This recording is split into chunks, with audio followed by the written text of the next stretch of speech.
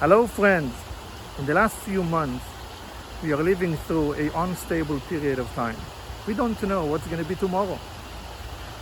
We don't know when China will open the doors. Some of us don't know where we are going to live in the next few months. We don't know where our children will go to school, and some of us are not sure how to plan their business in the near future. It's not easy, it's hard. In such times we are turning to the Bible and we are trying to learn from our history a lesson to our present. Indeed, when the Jewish people were in the desert on their way to Israel, they had a similar problem. In their 40 years in the desert, they traveled around 42 locations. But they didn't know how long they will spend in each location. Every morning when they woke up, they had to look at the sky and to check the clouds. If the cloud is still resting on their camp, that's a sign that they need to be here for another day. But if the cloud is going up and moving to a new direction, it means that it's time for them to pack up and to move to their new destination. Every day, they didn't know what they're going to do tomorrow. Sounds familiar, right? But in that story, there is something interesting.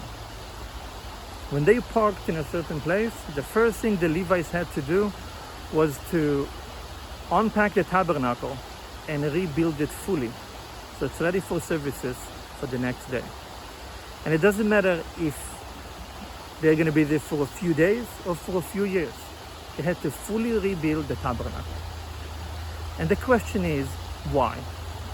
If it's just for a few days, why they had to work so hard to connect the wood, to connect the material, to rearrange the furniture? For what? For one day? How many services will they have in that day? The Lubavitcher Rebbe spoke about it, and he learned from it a great lesson. He said, when the Jews were traveling around the desert, it wasn't by a coincidence. That was the plan of God. When they stayed in a certain place, it was not just waiting for the next thing to happen. God wanted them to be there. He had for them a mission to accomplish right there. And that's why they had to treat it as a destination. They had to be there fully, because only then they would be able to accomplish what they had to. So often, our wandering around the world is not a coincidence. That's the plan of God. If we find ourselves in a temporary, in a certain location, it's definitely the plan of God. So friends, let's not focus on the tomorrow, what's going to happen and when. Let's focus on what we can do today.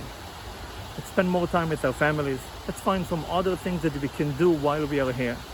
And when we will accomplish what we can, when we will fulfill the mission that we have right here, when the doors of China will open up, we will be in a better place. This week, we are marking the Yortzeit, the passing day of the Lubavitcher Rebbe. And I will be in New York praying on his gravesite. And it will be my pleasure and honor to pray for you too. So feel free to send to me your requests by email or WeChat or WhatsApp.